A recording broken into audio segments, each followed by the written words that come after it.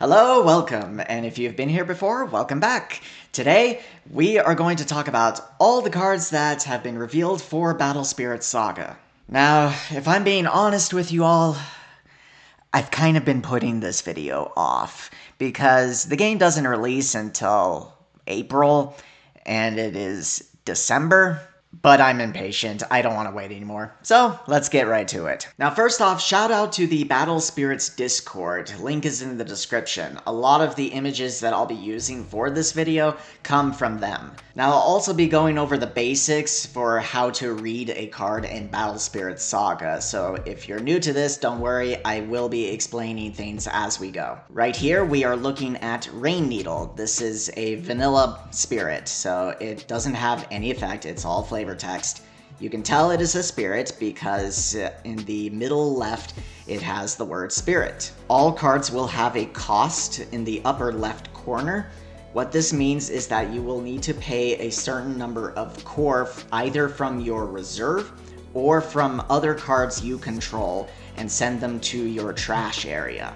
So in this case for Rain Needle it costs 1, so you will need to pay 1 core. Most spirits and nexus will have a symbol in the bottom right corner. For Rain Needle's case, it has a red symbol because it's a red spirit. These symbols contribute to these reduction costs for other cards that you play down.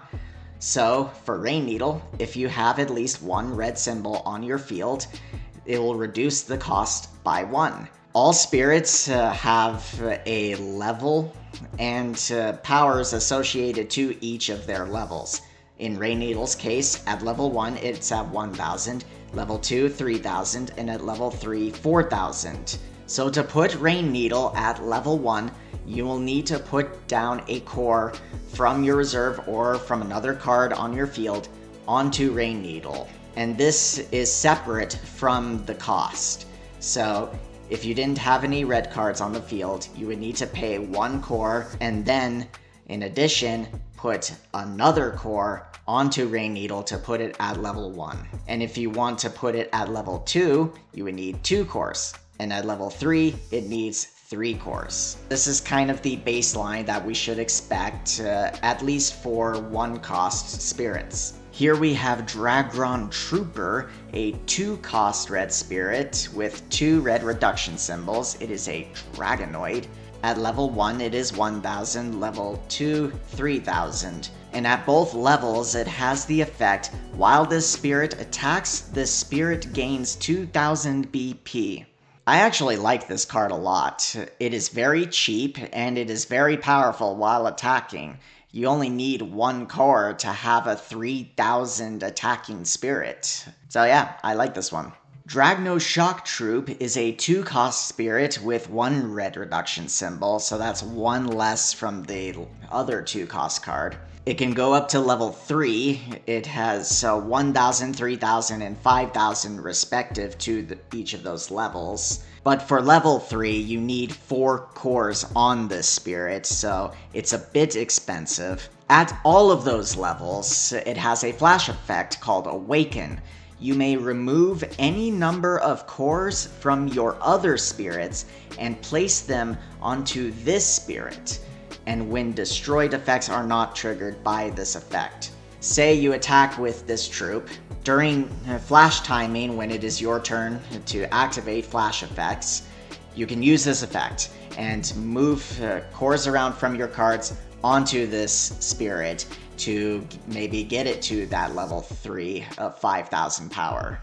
Notice how it is not coming from your reserve, it is only from your other spirit cards. Then we have Dragno Guard. It is a 3-cost spirit with 3 red reduction symbols, so theoretically this could cost 0, like Rain Needle. At levels 1, 2, and 3, it has 1000, 3000, and 5000 power respectively. And at all of those levels, while this spirit attacks, when this spirit destroys one of your opponent's spirits via comparing BP, so regular battle, select one of your opponent's nexuses and destroy it. Now, what is a nexus, you might ask? Well, let's take a look at one. This is Scorched Battlefield. This is what a nexus card looks like. You can tell it's a nexus because it has the word nexus in the middle left. Like other cards, it has a cost with reduction symbols, and like spirits, they will stay on the field and they have symbols in the bottom right corner that will contribute to cost reductions. Similar to spirits, they have levels associated with them. In this case, it can be level 1 or level 2.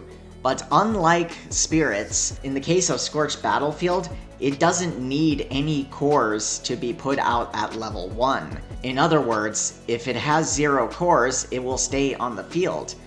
Most spirits need at least 1 core to keep it at level 1.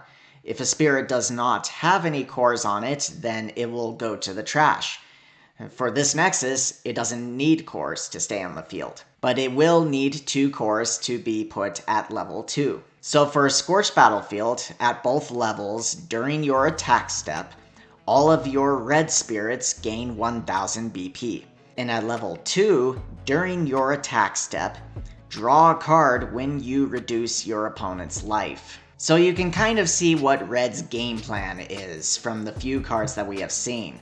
They like to gain effects during the attack step. And cards like Scorched Battlefield will facilitate the game plan of just attacking. And cards like Scorched Battlefield facilitate going wide and attacking as often as possible. Now here we have a magic card called Landmine. Magic cards are one-time use cards. You pay the cost, you play it, use the effect, and then it goes into the trash area. Now in the case of Landmine, it also has a burst effect. On your turn, once per turn, you can set a card with a burst effect face down into your burst zone. And then when something happens, you can flip it face up to activate its burst effect, which is free. You do not pay any cores to use its burst effect. So with Landmine, it has a burst effect that says, when the opponent destroys your spirit, select one of your opponent's spirits with 3000 or fewer BP and destroy it. And then you may pay this card's cost to activate its flash effect, which says, select one spirit, it gains 2000 BP during this turn. Now Landmine's main effect is fine, it's okay, I guess, but where it's at is its burst effect, which is great. It is fantastic. So fun fact, you do not have to play this card in a red deck. You can just slip this into any deck and play it as a generic 1-for-1 removal card. I know we haven't seen everything yet, but I wouldn't be surprised if people tried to just slip this into their decks on day 1. I think it's that good. Here we have another red vanilla monster, Dragonoid Captain. Cost of 3 2-red reduction symbols. Its power at levels 1, 2, and 3 are 3000, 4000, and 7000 respectively.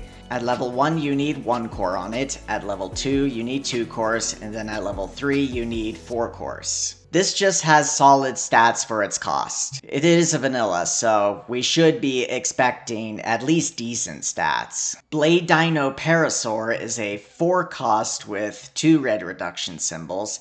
At level 1 it needs 1 core for 2000 BP, and then at level 2 it needs 3 core for 5000 BP.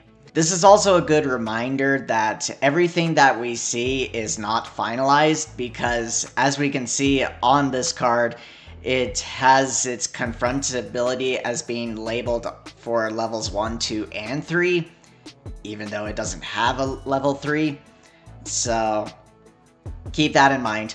Regardless, at both levels, it has the Confront ability. While this spirit attacks, your opponent must block if able. And then at level 2, while this spirit attacks, you may pay this spirit's soul core to draw a card. So if the Parasaur has the soul core on it, if it attacks, pay the soul core, so send it to the trash to draw the card. I don't think this spirit is very good. It's just a little too expensive for what it does. It's a little too weak to take advantage of its Confront ability, and if you want to effectively use its Confront, you would need to put it at level 2, which requires 3 core, which is not something you really want to do. Its level 2 effect is fine, but again, you're sacrificing a core to do this, and most likely that's going to put it down to level 1, which again is a little too weak to really effectively use its confront ability. Blazing Boar is a 4-cost spirit with 1 red reduction symbol. At level 1, it's at 2,000, level 2, 3,000, level 3, 5,000, and it needs 1, 2, and 4 cores respectively. At all levels, when summoned, select a red spirit card from your trash and return it to your hand. That is a powerful effect, which unfortunately I think is a little too expensive. Essentially, you are paying 4 core to put out a chump blocker and return a spirit to your hand. Which, that effect is pretty good, but you're paying 4 core for it. Is that really worth it? I don't think so. It's all going to depend upon whether or not we have a red spirit that we will want to recycle, whether it be for its effect or just good stats for its cost, which this isn't it. Double Draw is a magic card that has a cost of 4 and 2 red reduction symbols. It has 2 different effects. First, you can play it on your main step to draw 2 cards. And the second effect, which you can play on your main step or during flash timing, to give a spirit 2000 BP during this turn. I think we'll have to wait and see for other draw cards to really get an idea of how good or bad or average this card is. As it stands right now, I think the card is fine. Moonbow Dragoon is a 4-cost spirit with 3 red reduction symbols.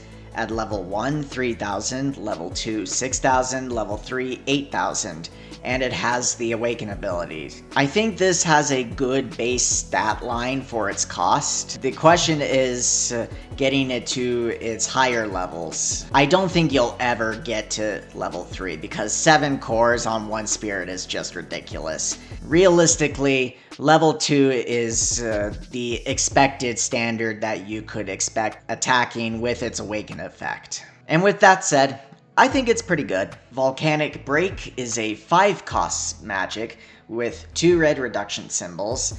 On main or flash step, you can select one of your opponent's spirits with 3,000 or fewer BP and destroy it. If you spent the soul core for its cost, then select a spirit with 6,000 or less instead. For what we have seen so far, I think this card is decent. You will usually want to use this to get rid of a bigger spirit, of course, but even if you can't and just use it on a chump blocker, that's honestly pretty good too. Destroying even 1 chump blocker can be the difference to allow you to attack with all of your spirits for game. Imperial Thunder Dragon Zigworm is a 6-cost with 3 red reduction symbols. At level 1, you need 1 core. Level 2, 3 cores. Level 3, 5 cores. Its BP is 4,000, 6,000, and 9,000 respectively. At all levels, it has the Confront ability, so your opponent must block if able when this attacks. And at level 3, during your attack step, all of your spirits with Awaken gain Confront. Now first off, this is the kind of stat line that you want to see the ability Confront on. Bringing this up to level 2 should allow this to get over most things that your opponent may have. Now the real question with this card is its level 3 effect good enough? And that's going to depend on the other spirits with Awaken. We've only seen a couple of spirits with Awaken so far, and I imagine there's going to be more. So it's all going to depend on all of the other Awaken spirits and whether giving those spirits Confront is going to be worth it. For our last red card, we have Nebula Dragon Andromeda. This is a 6-cost spirit with 3 red reduction symbols.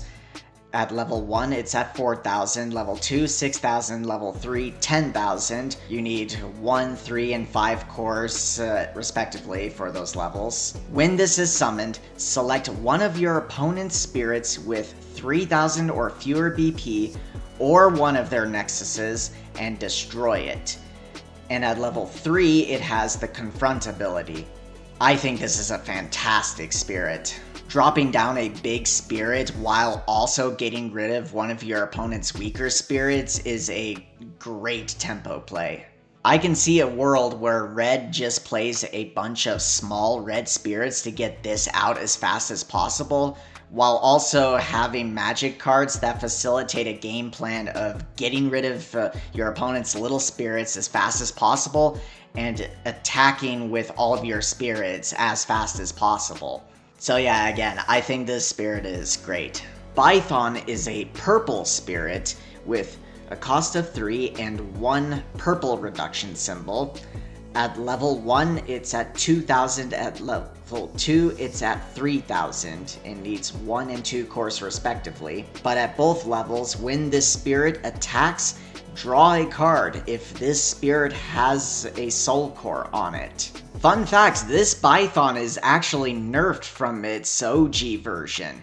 It used to have 2 reduction symbols, and it didn't need the soul core to get the draw effect. And despite that, I think this card is still decent. Now, of course, it's going to depend upon whether or not there are better effects that need the soul core, but this card is just annoying to deal with. This will force the opponent to keep a spirit strong enough to stop the Bython from gaining continuous value. Now, there are more cards than the ones that we just went over, but they are so blurry that it's hard to read them properly. I'm going to save those cards for another video. So until then, laters.